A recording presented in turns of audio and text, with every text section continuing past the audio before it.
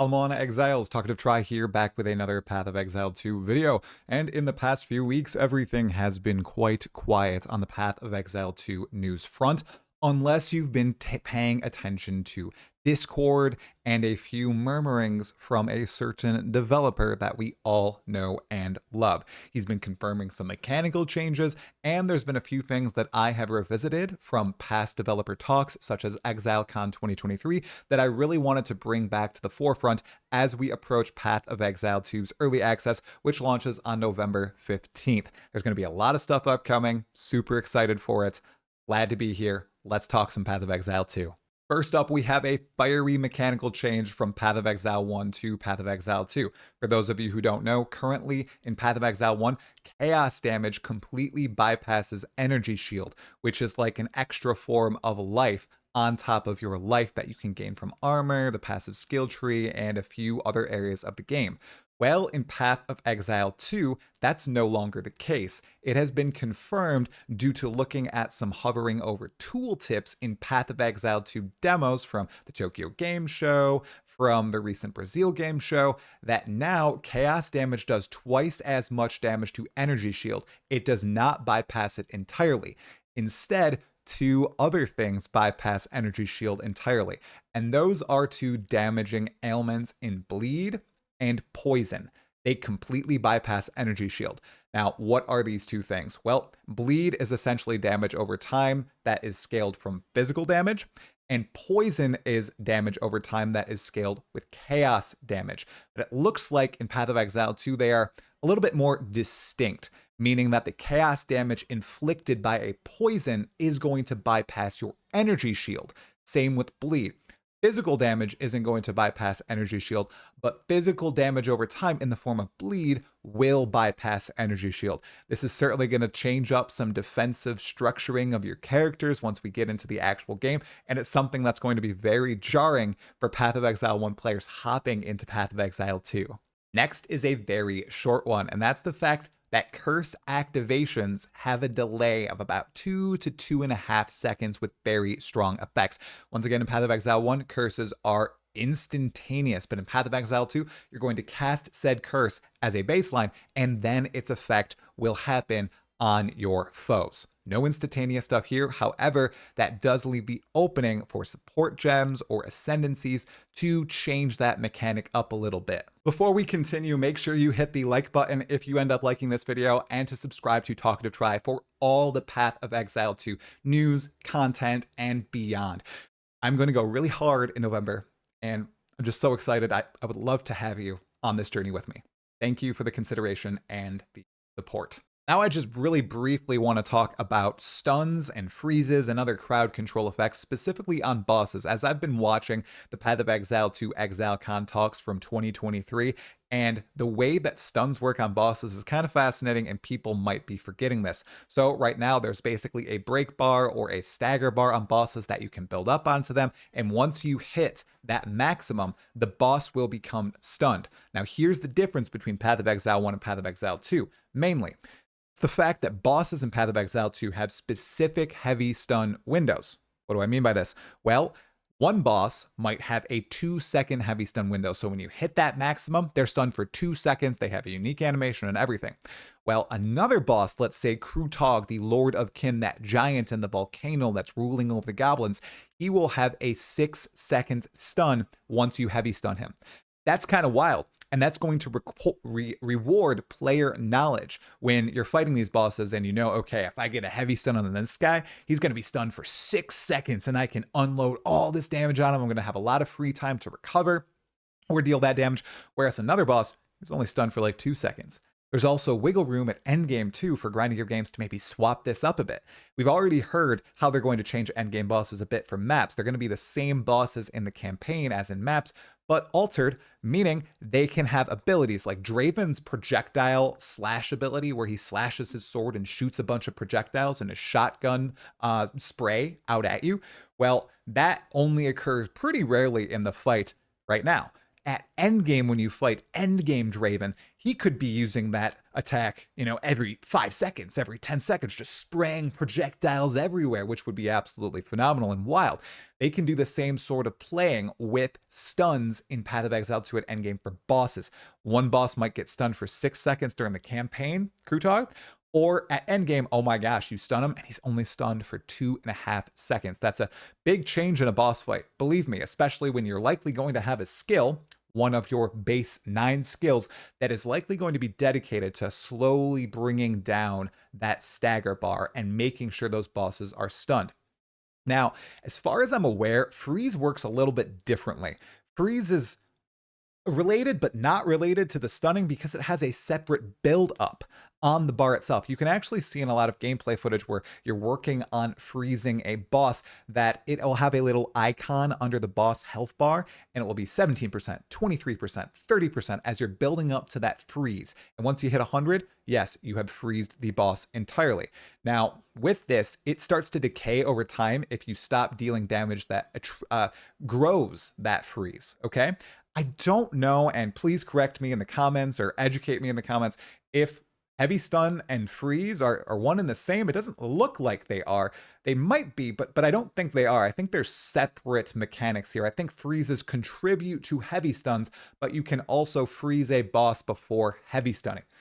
Again, I'm trying to learn the mechanics of Path of Exile 2 as best I can so I can become a mechanical mastermind, and I've tried to ingest a lot of data from many different sources, but I'm not the greatest at it in Path of Exile 1, and right now I'm not the best at it in Path of Exile 2. So I'm asking for your help. Thank you.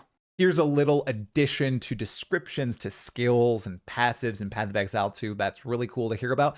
It's the fact that nearby is never stated in isolation anymore. The exact radius or area in meters that a specific skill or passive affects monsters or yourself will always be stated. You're never just gonna see nearby and think, oh, well, what do you mean nearby what? Nearby 4 meters, 6 meters, 10 meters, 12 meters. It's always been a meme in Path of Exile 1 that the definition of nearby has a Wikipedia page on the Path of Exile 1 wiki that could be a dissertation. Well, that's not the fact anymore in Path of Exile 2 because nearby is being used in its actual English definition, just meaning, oh, around this area, right? And then you're going to have the exact amount in game. Well, somebody brought up a really good point. How about, if you hover over the skill, it shows you the radius that it's actually affecting, the area that it's actually affecting around your character or around the target, right? Kind of like in Dota 2, you can do that. The developer who's sharing this information, Viperesque, said, oh, well, that's not happening now, but, that's a good idea and it could happen in the future. So maybe we'll get a quality of life update spurred by that Discord user far, far in the future. It's a good idea. Here's something that is massive for Minion players and just all players in general because it shows that Grinding Your Games is putting in the extra effort. In Path of Exile 2, Minion stats and skills are viewable in the game itself. That's right, you don't need to go to an external source to find out this information anymore in Path of Exile 2. You can view it all in the game. Now, upon early access launch, because you can turn every single monster in the game into a Spectre, the Spectre information is going to be a little bit of, it's not going to be perfect. It's going to be imperfect to launch the early access, but eventually it's going to be perfect, and you can view all that info in-game about your minions. It's a big win for Minion players who have been relying on external wikis and the like for so long. Gazi is probably very excited. Here's a little note about passive block chance while active blocking. So for those of you who don't know, if you're wielding a shield in Path of Exile 2, you get a skill that allows you to raise your shield up and active block everything from the front where you're holding that shield up. Well, passive block is still in Path of Exile 2, and while you're holding that shield up from all other directions, meaning your left, your right, and from behind you, your passive block chance is still activated. You don't have to worry about that going away while you're holding up your shield. It's something that people were speculating about, perhaps not being in the game, but passive block is staying in PoE2, and it works while you're active blocking. Two more mechanic focused things, and then we're going to get into something a little bit different. First is dual wielding in Path of Exile 2. We've seen almost nothing about it, but we did just get a quote when someone said, well, is Path of Exile 2 dual wielding going to actually be viable? Because in Path of Exile 1, hearing it from me, it's not great. I love my Cleave of Rage, but it's almost the only thing that really works dual wielding in Path of Exile. One, otherwise you should just be wielding a two-handed weapon, or you should be wielding a shield. Well, in Path of Exile 2, a dev, Viperesque, has stated, quote, they are taking a slightly different approach to PoE 1, but we haven't shown it off yet, so you'll have to wait and see. And then the eye emoji. Ooh, Viperesque, you are the master teaser at this point. You are the one that's letting out all these little drips of information that we're picking up and we're running with it. What does this mean? Well, it means that dual wielding in Path of Exile 2 is going to be completely different than in Path of Exile 1, and it's going to be way better. Right? No, not exactly. It just means that they're obviously putting the love and care and effort into designing dual wielding in PoE2, as they've done with the Minion archetype and the Witch, as they've done right now with the Slams, as they've done with spells and the Sorceress, as they've done with crossbows and the Mercenary. They're going to do that same sort of design with dual wielding in PoE2, making sure it's that top quality stuff. Very excited to see what they've been cooking. And building on that, we all remember the giant blood node, the Keystone that we saw at the Tokyo Game Show that basically said, hey, now you can dual wield two-handed weapons, or you can treat two-handed weapons as if they were one-handed. And we all said, oh my gosh, this totally means that you'll be able to dual wield them. You'll probably be able to dual wield a two-handed sword with another two-handed sword, or you can use a two-handed sword and a shield, right? Well, Viperesque coming in with the anti-tease here. He said, Giant Blood's wording has always been wrong. I feel like that's just a placeholder description that made it out, and that's all I will say on the matter. Oh, now because he said that, I'm not going to further speculate as to not disappoint myself, but something is different with Giant Blood. We don't know what it is. Perhaps he's just meaning the technicalities behind it are wrong, saying, you know, quarterstaffs, which are definitely two-handed weapons, maybe they can't be wielded. Maybe it's missing some of those disclaimers in there. We don't know. Hopefully we'll find out on November 15th. Hopefully Giant Blood is a Keystone and we'll get to play with it in-game once we can path all the way to it. I know that a lot of people will instantly be getting in-game and trying out all these wacky Keystones that are in the game now. Okay, here's another interesting tidbit from Viperesque, but it's not to do with mechanics.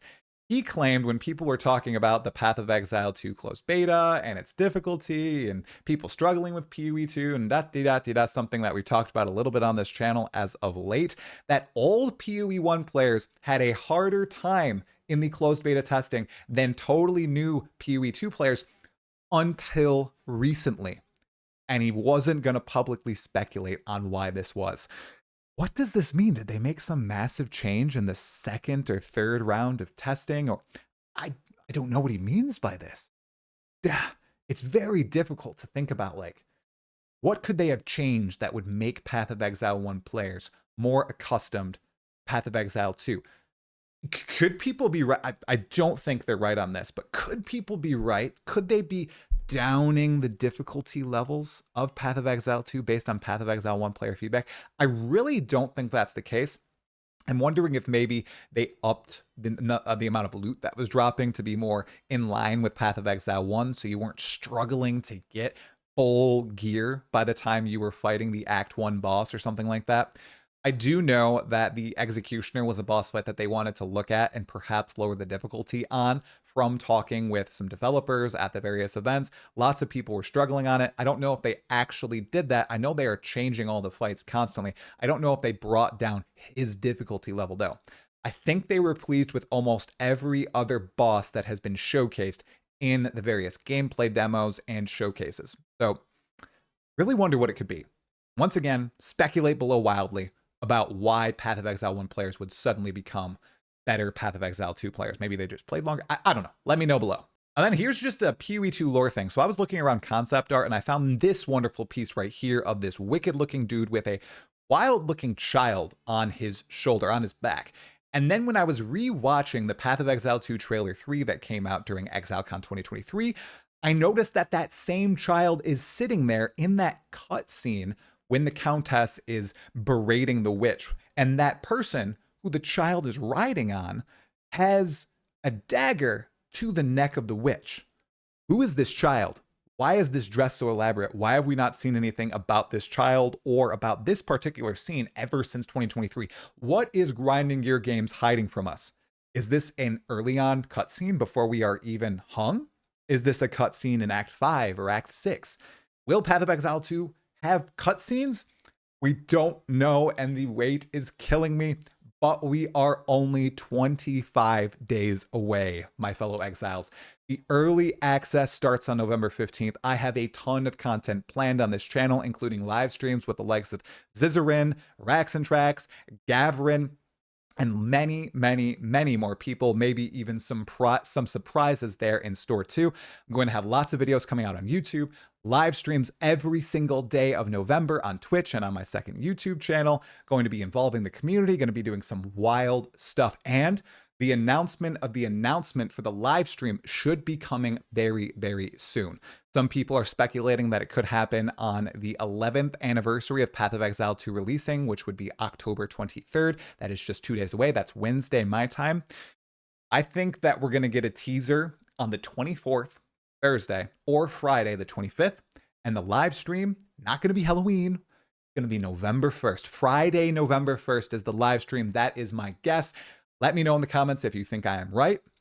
So excited, everybody. We are finally so close to the promised land. The countdown's been fun. I just bought a new monitor specifically for Path of Exile 2's launch. Very excited to play. I hope all of you are as well. Make sure if you liked the video to hit the like button and to subscribe to the channel for more Path of Exile 2 content, my fellow exiles. Oh my goodness, we're so close. I'll see you in the next one. Have a wonderful day. Tala Kura.